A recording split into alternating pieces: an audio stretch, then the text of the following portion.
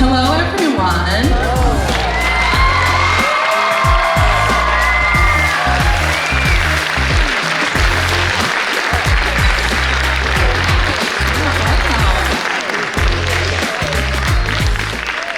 My name is Diana Shabai Booker. My pronouns are she, they, and I'm the programming assistant here at Proctor's. And I am joined by some of the cast and crew of SiX. Please give them a round of applause.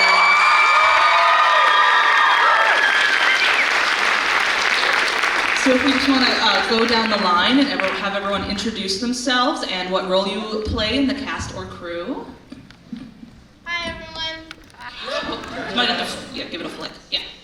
Give it a flick. Yeah. Up. It was on. Oh. There. Hello. Oh. Let's give it a second. Give it a second. Okay. There. There we go. My name is Christina Leopold, and I played Catherine of Aragon.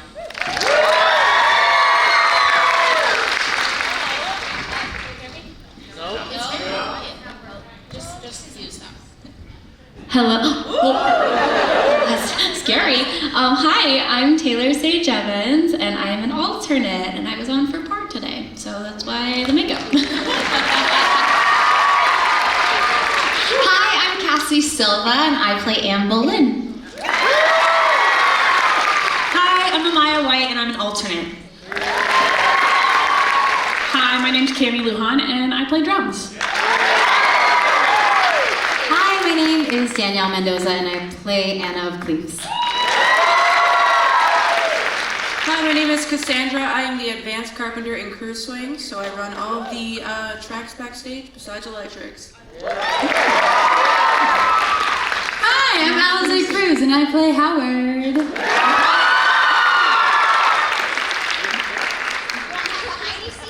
Hi, I'm Stephanie. I'm the associate company manager for the tour.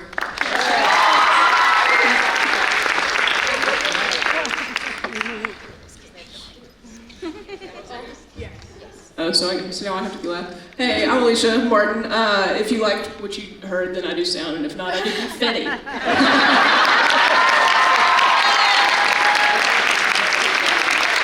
Thank you all so much for being here. We're going to grab a few more chairs for you. But I'm going to get it kicked off with a couple of questions, and then we'll throw it over to y'all. So if you have any questions, start thinking of them now.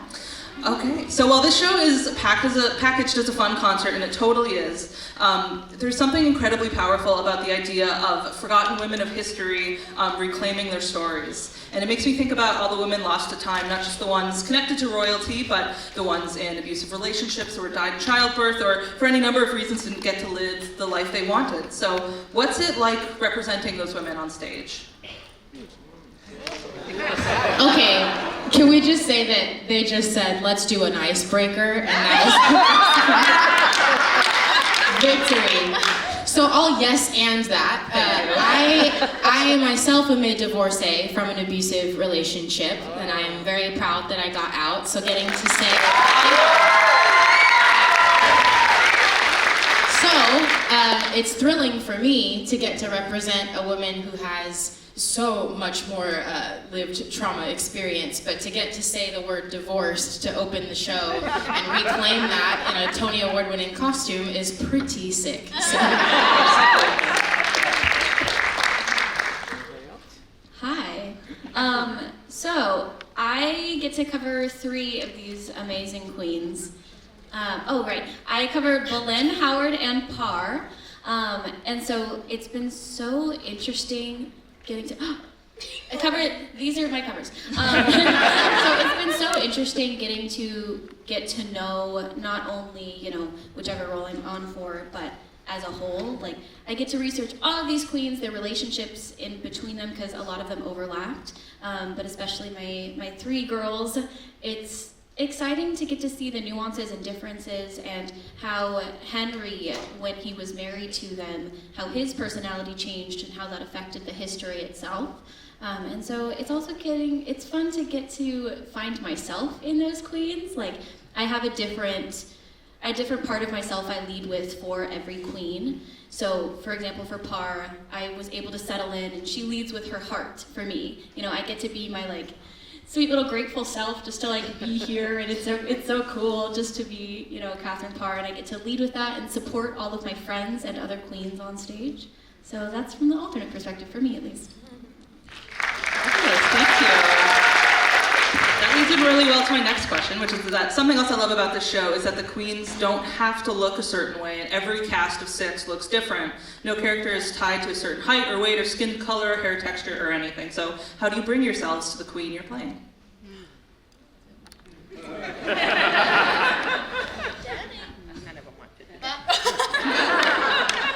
You've been chosen. I was actually really intimidated to take on Anna of Cleves. I guess maybe I'm the first principal Anna of Cleves that is Filipino or Asian, so I'm really prideful of that. But the directors and choreographers really just made it valid that whatever I'm bringing in is so appropriate and so good and good enough and actually great. So I really just had to lean into that and have as much fun as I could doing that. Wonderful, thank you. All right, we're going to turn it over to the audience who has a question. Yes, this gentleman right here. The show is wonderful. Thank you very much. However, the people behind the scenes are so much more important, or as important as everybody else. Musicians on stage were fantastic. Thank you all very much. Can we get a little bit of background on where you're from, maybe? Sure, background on where you're from. See, hi, I grew up in Lancaster, Pennsylvania. I went to college in Philadelphia, and then I moved to New York and then on tour. I'm from Long Island, New York. I did Broadway for about 6.5 years, and then after the pandemic, I started going on tour. So yeah. No, you too. Go ahead.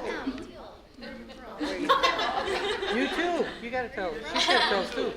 Everybody. From? Yeah. Hi, I'm from.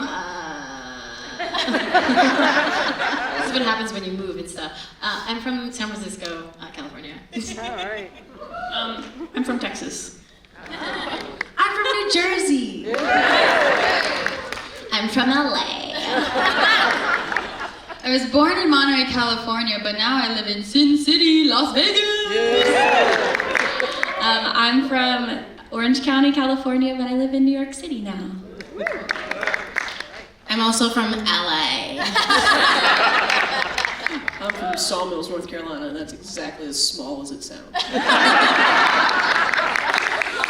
There's another question. Yes.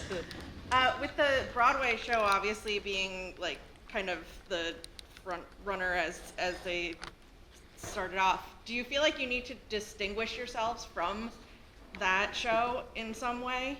Good question. Do you feel you need to distinguish yourselves from the Broadway production? I feel like no. Some of us have come from the Broadway production. I was cast in the Broadway production. I started with them. I've been with them for a year and a half before moving to tour.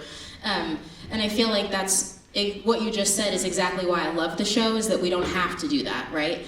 Even though most Aragons that have been Principal Aragon are strong black women, I didn't feel that I needed to echo or mimic that at all, because the show demands that we color in every character that we play with ourselves. So I feel like no, and that's why the show is so cool.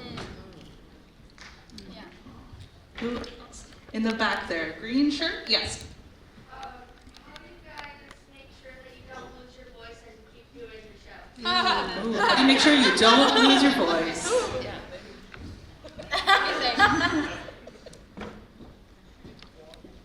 So just super quick, as an alternate, right now we're still in rehearsals constantly. So yesterday, the alternates, we had a 5-hour rehearsal. I was rehearsing a different role all day, and then another role. So I did all 3 of my tracks yesterday, just in rehearsals.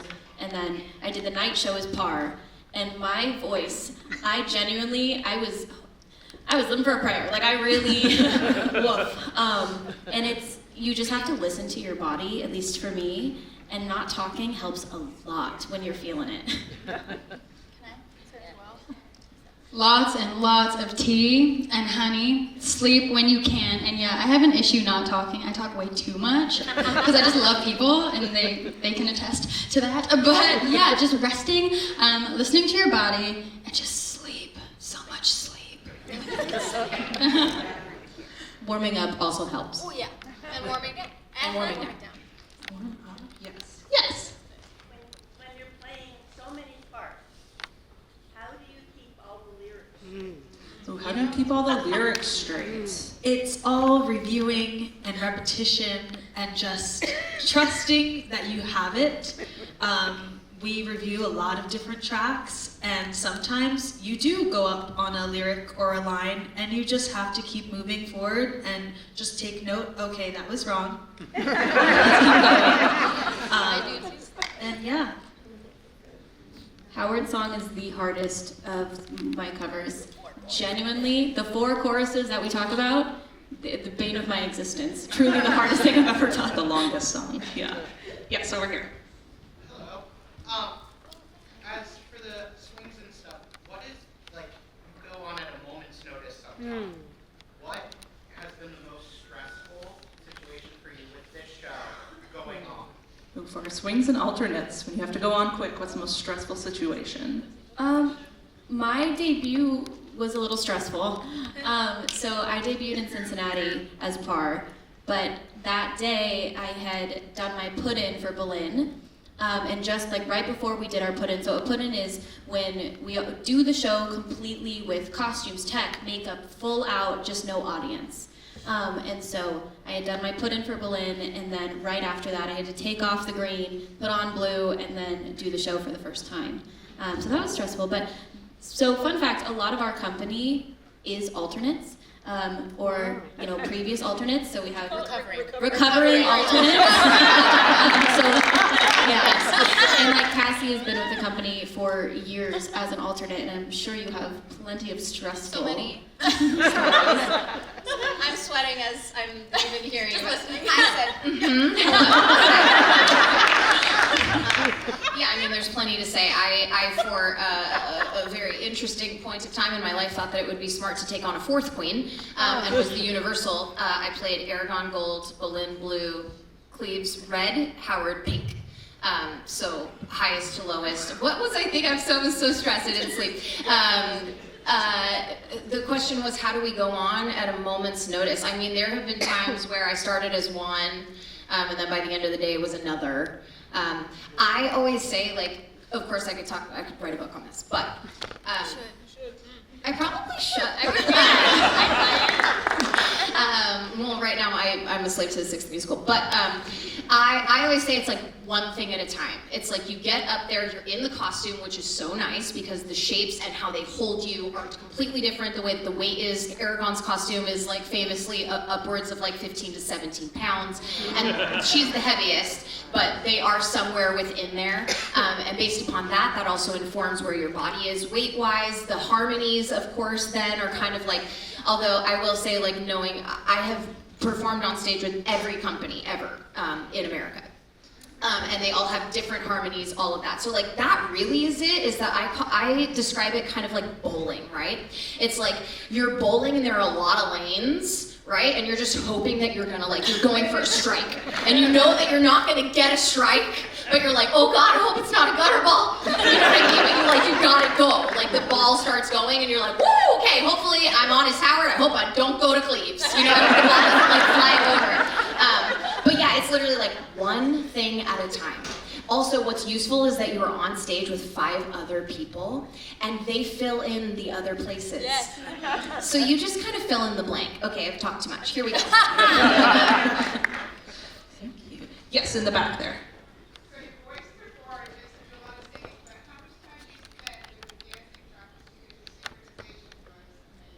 How much time have you spent dancing? The question, what is the question? How much time do you spend at dancing? Because your synchronization was perfect. In the show, how much time do we spend dancing? Or rehearsing. Rehearsing dancing. Like a month, probably. How long was our rehearsal process? Probably like For alternates, we have a rehearsal at least once a week. Well, right now it's like every day, but after our last put-in, it's like at least once a week. I know for me, I might be giving face up there, but my wheels are turning. I'm thinking, which way do I jump? Which way do I jump? Who am I? Who am I? Who am I?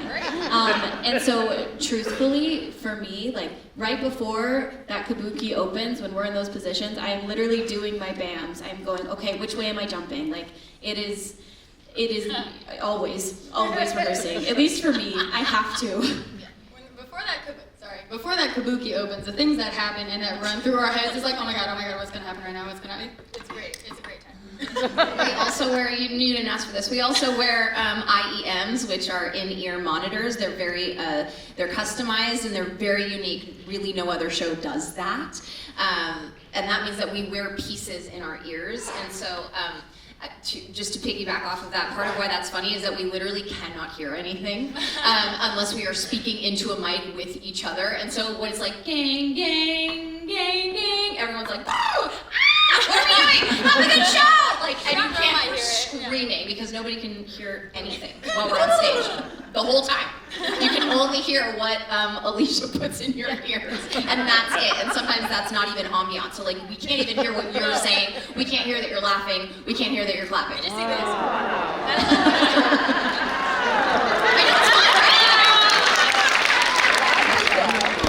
Okay, this young man right here.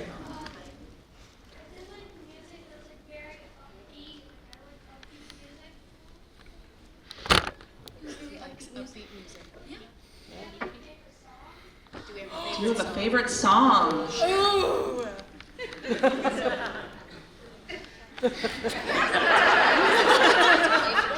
okay, so I play drums. I'm not a queen, I hope that's okay. But, so honestly, one of my favorite to play is at the end of the show, like for SiX and Mega SiX, because since we're a little bit farther back, right, you can only really see the first couple of row of people. Like, we know y'all are back there, but we can't really see you as well. And so towards the end of the show, when the lights start to come up, is when I, like, from my spot on the stage, can see everybody. And don't get me wrong, I love being on the stage and just knowing it's the 10 of us up there, and it's like a very intimate experience. And it's like, yeah, there's people watching, but it feels like it's just us. But then at the end of the show, when we get to like see all of y'all, that for me is like one of my favorite parts of the show, is that song right there. So, you right there.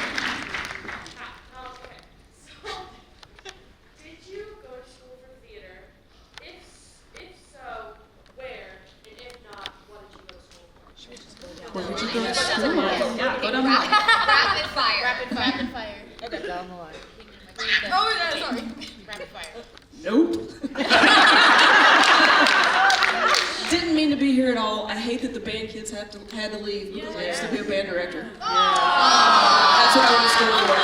I'm still licensed to teach music and mathematics in North Carolina. But somehow, one year I gave it up for Lent and never went back, and now I move the side of things and turn things. And I'm the I Am Fairy and the Empress of Bling. I don't know, here you go. Yes, I have a degree in musical theater and English from Vanguard University, and I say Vanguard University because I don't want anyone to go there. Thank you so much. I have a degree in musical theater. I went to Cal State Fullerton. Yep. Also would not recommend. Okay. So I went to theater. I went to college for a year. I'm not suggesting that anyone drop out. Personally, I did not find that helped me, so I left and I started training outside of college, and then started my career that way. But don't drop out. No. So no school. No, I didn't go to school, so there's no school name. But during the pandemic, actually, come to think of it, I did do like 2 years worth at like a community college for child development. Because I was like, am I going to perform again? I went to Montclair State University and earned my BFA. Yes! Definitely recommend. So that one, right? So that one! Write that one down. Not Vanguard. No. Okay, I went to University of North Texas for music education. I was an elementary music teacher for 6 years, and then also taught high school drumline, and then just gigged on the side, and now we're here. I did not study theater. I did study music. For the first few years, I studied percussion, and then I just felt like I could learn more. And then I started singing. Not learn more, but I was more passionate about something else. I know, percussion is great too. And then I asked the choir teacher to teach me singing come my junior year. So I started singing when I was 21. So for anybody who's wanting to learn how to do that, it's never too late. And then I didn't figure out until years later that I wanted to do it professionally. There you go. So I received my BFA at Manhattanville College in White Plains, New York. And while I was going to college, I was also working backstage to get my union card at Kinky Boots on Broadway. So, yeah, I was working full-time backstage while also going to college full-time. I studied entertainment and arts management from Drexel University in Philly. Highly, highly, highly recommend. It does not have as an itty-bitty little theater department. There's only a minor, not a major. But it had a killer music industry department. So I got to learn a lot about touring across all of entertainment and not specifically theater. So it really helped me fine-tune my management career. Fabulous. All right, we have time for one more. Right here. I was just wondering about the audio mix, because I'm sure it's like different depending on the acoustics of the theater, and then who makes that judgment? How do you, like, whether the music or the drums should be louder? Because you guys sing, but everything has to be mixed. So I was just wondering who makes the decisions on how the mixing is and how the environment of where you perform affects that. Great question. How That's do a you great mix the question. I'm so audio? glad you asked. Sorry, that was my best Louise Myers. That's all I got for you. The answer is it varies, and it varies very much for us in tour life as it does as opposed to there on Broadway. You start with what the sound designer wants from the beginning when they laid it down. Our sound designer happens to be British, so he doesn't cross the pond a whole lot to come visit. So we, as a touring staff, are relied upon to maintain his vision and what he intended. As we go to each place, obviously, as you so eloquently pointed out, every room's different, and we can only master and overcome physics so much. The room is different. Now, we are a very untheatery theater show in that we use handhelds and in-ears. That's way not normal. Usually there's 47 bajillion of these little wires in their hair and contacts and all that nonsense.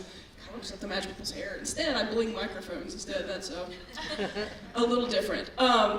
As far as those judgments go, Mike and I, he's the other audio engineer on the show, we know what it's supposed to sound like, and it's our job to push the pushy things and turn the twisty things and slide the slidey things to make it sound as much the same every single time. But the reality of life is that we are human beings, and so are all the people up here. So they're going to vary every night. So whereas there may be X number of cues for we need to turn this light on now, or this is the moment when this throne needs to come up, ours is a moment by moment kind of cue thing. And so it's constant changes all the time.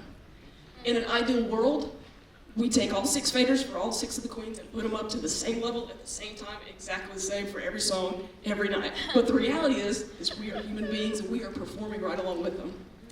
So the short answer to back up all of that is, it depends.